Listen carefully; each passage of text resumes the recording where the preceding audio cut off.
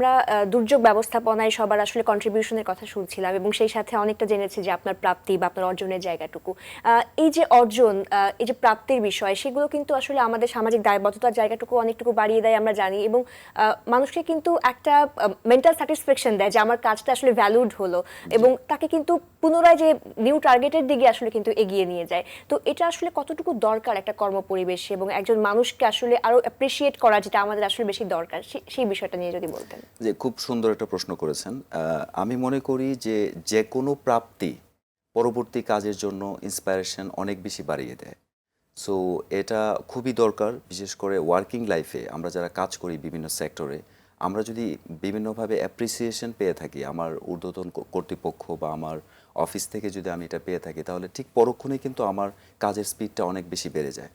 So আমি যদি আমার ব্যক্তিগতভাবে বলি, তাহলে আমি 2006 সালে আমি একটা রিওয়ার্ড পেয়েছিলাম জাতিসংঘ থেকে, এবং সেই রিওয়ার্ডে আমি একটু আগে আমি বলেছি যে জাতিসংঘের একটি কনফারেন্সে আমি আমেরিকার সাবেক প্রেসিডেন্ট বিল ক্লিন্টনের সাথে আমি একটা মিটিং অ্যাটেন্ড করেছিলাম।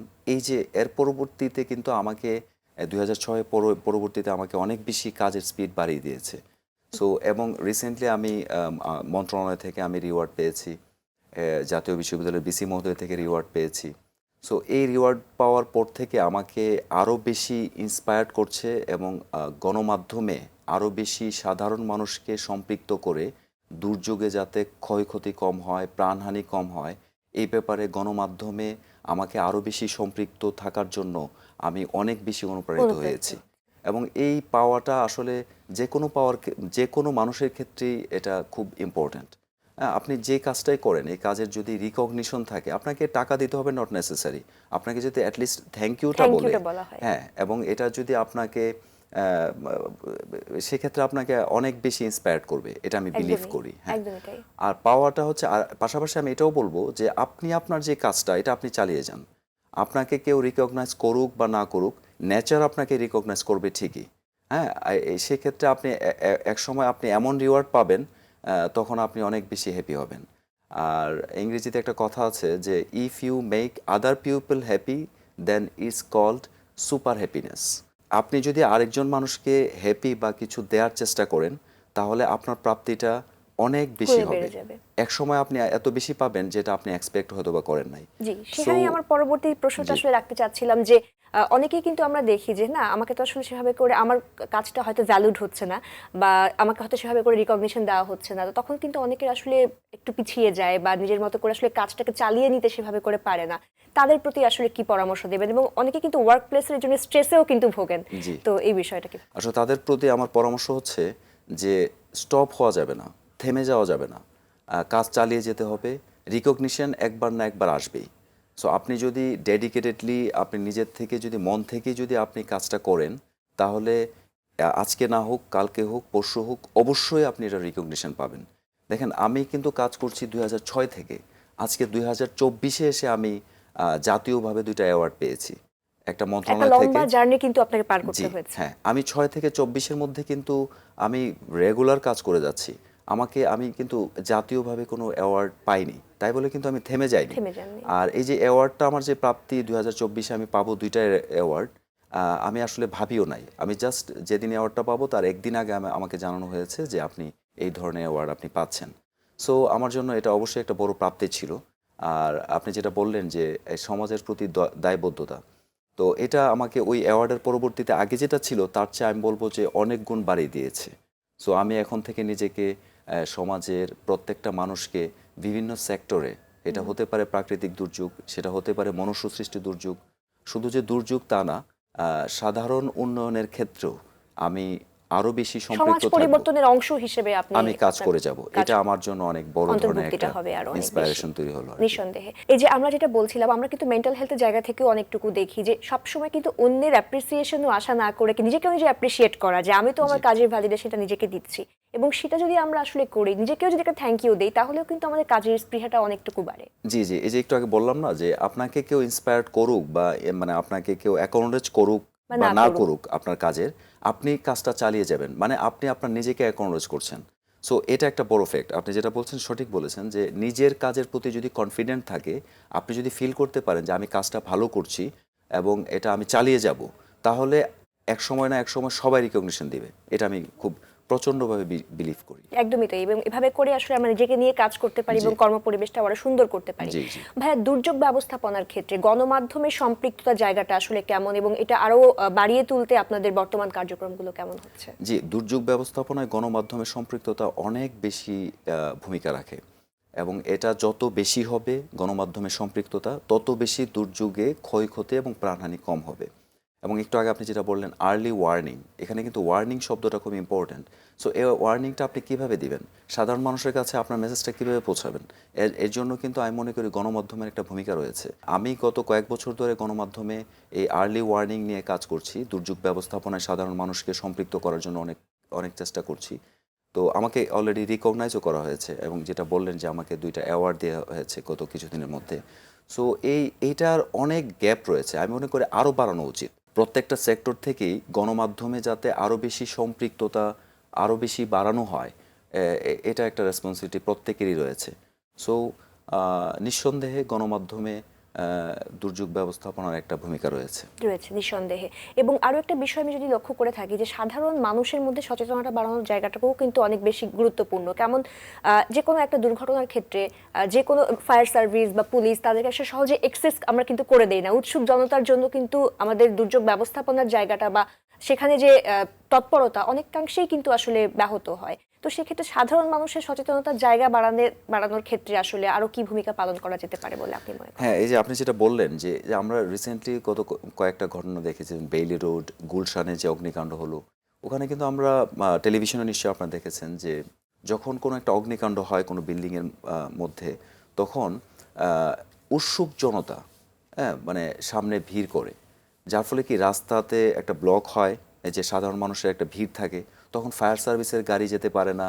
এই যে দুর্যোগ ব্যবস্থাপনায় বা এই যে অগ্নিকাণ্ড নিরূপণের জন্য বা এই যে নেভানোর জন্য আগুন যে কার্যক্রমগুলো করা উচিত, সাধারণ মানুষের জন্য অনেক অনেক অনেকাংশে ব্যাহত হয়। সো আমি বলবো সাধারণ মানুষকে এইভাবে উৎসুক জনতার মতো রাস্তায় দাঁড়িয়ে না থেকে মানে গভর্নমেন্টকে বা এই যে ফায়ার সার্ভিসকে কাজ করতে দেওয়া উচিত, নিরবিচ্ছিন্নভাবে কাজ করতে দেওয়া উচিত। জি। সো ওখানে সাধারণ মানুষকে আরও বেশি সচেতন হতে হবে কাজে সম্পৃক্ত হওয়ার জন্য, এবং দুর্যোগ ব্যবস্থাপনায় আরও বেশি ভালোভাবে ব্যবস্থাপনা করার জন্য। যেমন আমাদের একটা ইমার্জেন্সি হটলাইন আছে 999, এটাই কি আসলে দুর্যোগ ব্যবস্থাপনার ক্ষেত্রে কেউ যদি আসলে কোনো রকম দুর্ঘটনা কবলিত হয় বা একটা বড় ধরনের কোনো কিছুতে সে আটকা পড়ে, সেক্ষেত্রে কি সেখানে কানেক্ট করবে বা আপনাদের সাথে ডিরেক্ট কানেক্ট করার অপশনটা আসলে কি? এই যে আপনি যেটা বললেন যে হটলাইন 999 তো হচ্ছে জাতীয়ভাবে যে কোনো ক্রাইসিস মোকাবেলায় সাধারণ জনগণ এই 999-এর মাধ্যমে তাদের অবস্থানটা জানাতে পারে, তারা সাহায্য এক্সপেক্ট করতে পারে। সো ঠিক পাশাপাশি দুর্যোগ ব্যবস্থাপনায় কিন্তু একটা হটলাইন রয়েছে, সেটা হচ্ছে 1090। সাধারণ জনগণ যে কোনো সময় যে কোনো মোবাইল থেকে 1090-তে কল করেও কিন্তু বর্তমানে দুর্যোগের কোনো অবস্থান বা দুর্যোগ বা যে প্রাকৃতিক দুর্যোগ বা কোথায় কোনো আর্লি ওয়ার্নিং, সব কিছু মেসেজ কিন্তু এই 1090-র মাধ্যমে পেয়ে থাকে। এটা IVR, interactive voice response. So যে কেউ চাইলে 999-এর পাশাপাশি 1090-তে অ্যাক্সেস করতে পারবে। হ্যাঁ, এই যে দুর্যোগ যখন সৃষ্টি হয় এবং সেখানে দুর্যোগ ব্যবস্থাপনার ক্ষেত্রে যারা মাঠ পর্যায়ে কাজ করে, খুব স্বাভাবিকভাবেই তাদেরকে কিন্তু অনেক ধরনের একটা মানসিক এর মধ্যে দিয়ে, ভালনারেবিলিটির মধ্যে দিয়ে যেতে হয়, কারণ তারা অনেক ক্রাইসিসগুলো একদম খুব সচক্ষে দেখতে পায়। তো সেই ক্ষেত্রে তাদের মানসিক স্বাস্থ্য সহায়তার জন্য কি আসলে কোনো ওয়ার্কশপ বা ট্রেনিং আপনাদের অধিদপ্তর থেকে রান করা হয় কিনা? হ্যাঁ, আমাদের দুর্যোগ ব্যবস্থাপনা অধিদপ্তরের কয়েকটা কার্যক্রমের মধ্যে একটা কার্যক্রম হচ্ছে ট্রেনিং। আমাদের যারা এমপ্লয়ি আছে, কর্মকর্তা কর্মচারী, হেড অফিস বা জেলা উপজেলা পর্যায়ে আমাদের কর্মকর্তা কর্মচারী তো আমরা ট্রেনিং করিয়ে থাকি। পাশাপাশি সাধারণ জনগণ, আমি একটু আগেও বলেছি যে ইউনিয়ন পর্যায়ে আমাদের যে কমিটি রয়েছে এবং ইউনিয়ন গ্রাম পর্যায়ের সাধারণ মানুষকে কিন্তু আমরা ট্রেনিংয়ের আওতায় নিয়ে আসছি। এবং মানসিক স্বাস্থ্য সহায়তা জায়গাটা জি জি, সেখানে এনশিওর মানসিক করা হয়। স্বাস্থ্য প্লাস প্রতিবন্ধীদেরকেও আমরা সম্পৃক্ত করেছি। আচ্ছা, প্রতিবন্ধীরাও যাতে দুর্যোগ ব্যবস্থাপনায় নিজেকে সেফ রাখতে পারে, ক্ষয়ক্ষতি কমাতে পারে, নিজেকে যাতে কোপ করতে পারে, বা দুর্ঘটনা পরবর্তী যে সময়টা সেখানেও যেন কোপ করতে পারে। জি জি জি জি, এইসব বিষয়ে আমরা প্রতিবন্ধী ব্যক্তিদেরকেও আমরা ট্রেনিং করিয়ে থাকি। সাধারণ জনগণ তো ট্রেনিং পাচ্ছি। হ্যাঁ, সো এটা আমাদের একটা রেগুলার প্রোগ্রাম। জি। এই যে গণমাধ্যমের যে সম্পৃক্ততার কথা আপনি বলেছেন, সেই ক্ষেত্রে কি আমরা আসলে, যেমন আগে কি হতো যে যে কোনো একটা যাত্রা বা একটা নাটকের মাধ্যমে কিন্তু আমরা উপকূলীয় অঞ্চলে প্রত্যন্ত অঞ্চলের মানুষের সাথে সবার সাথে কানেক্ট করতে পারতাম, এবং এখানে যারা গণ্যমান্য ব্যক্তি আছে এলাকার এবং ধর্মীয় যারা নেতা আছেন, তাদেরকেও আসলে সম্পৃক্ত জায়গায় নিয়ে আসা যায় কিনা, এবং সেটা আসলে আরো কেমন হতে পারে? হ্যাঁ, এটা খুব ভালো কথা বলেছেন। আমরা পরবর্তীতে এটাকে সম্পৃক্ত করার, আরো বেশি সম্পৃক্ত করার চেষ্টা করব। ইতিমধ্যেই কিন্তু আমাদের এই যে কমিটিগুলো আছে, এগুলিতে কিন্তু আমাদের এই যে ধর্মীয় নেতা বা এই বিভিন্ন শ্রেণী পেশার মানুষকে কিন্তু আমাদের এই কমিটিতে অন্তর্ভুক্ত করা আছে, এবং প্রতিনিয়ত এদেরকে ট্রেনিং করানো হচ্ছে। আচ্ছা। আমাদের যে উপজেলা প্রকল্প বাস্তবায়ন কর্মকর্তা, জেলা ত্রাণ ও পুনর্বাসন কর্মকর্তা, ওনারা কিন্তু প্রতিনিয়ত এই ট্রেনিংগুলো সাধারণ মানুষকে দিয়ে থাকে, যাতে যে কোনো দুর্যোগে নিজেকে খুব দ্রুত সেফ পর্যায়ে নিয়ে যাওয়া যায় এবং মানসিকভাবেও যাতে তারা সুস্থ থাকে। বিভিন্ন লেভেলে এই ট্রেনিংগুলো দেওয়া হয়ে থাকে। সো এটা একটা রেগুলার রেগুলার প্রোগ্রাম, এবং সেটা আরো বেশি হবে সেটাও আমরা আশা করছি, হ্যাঁ, কারণ জি। দিন দিন দুর্যোগের বিষয়গুলোও কিন্তু আসলে বাড়ছে, মনুষ্য সৃষ্ট দুর্যোগগুলোও কিন্তু আসলে দিন দিন আরো বেশি বাড়ছে। জি। জি। ভাই, আপনি জাতীয় পর্যায়েও সম্মাননা পেয়েছেন এবং আপনার অর্জনের ঝুলি আসলে অনেক বড়।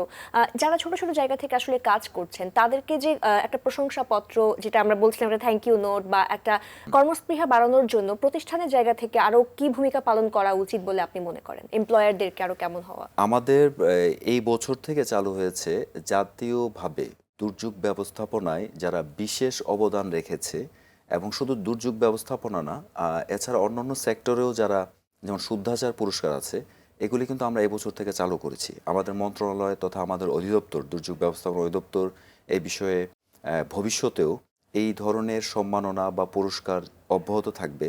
এটা হচ্ছে আমাদের একটা কমিটমেন্ট।